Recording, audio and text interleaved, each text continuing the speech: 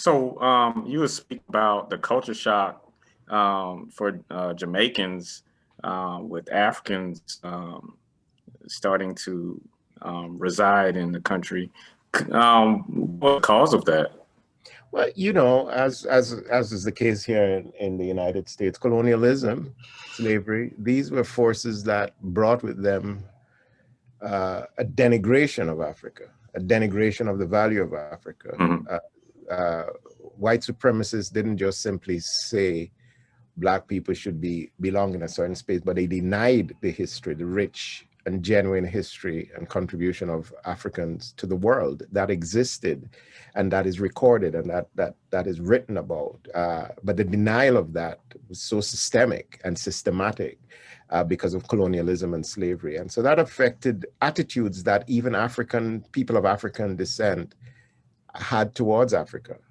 They inculcated in us by force of privileging of the idea of the goodness of whiteness and the privilege of whiteness, this idea of self-loathing, a kind of fear of this so-called dark continent, which was a lie, a fundamental myth and a lie.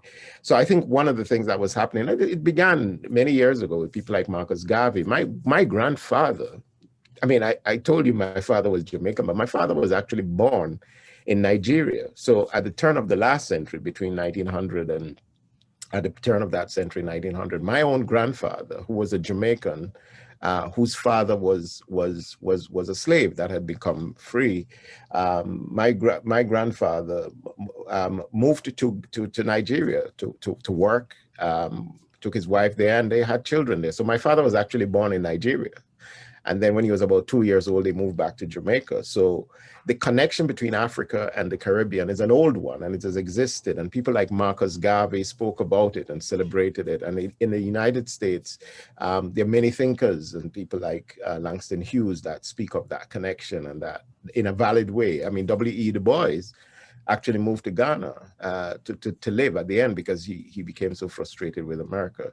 So there was the negative view of Africa that had been built into so many of us.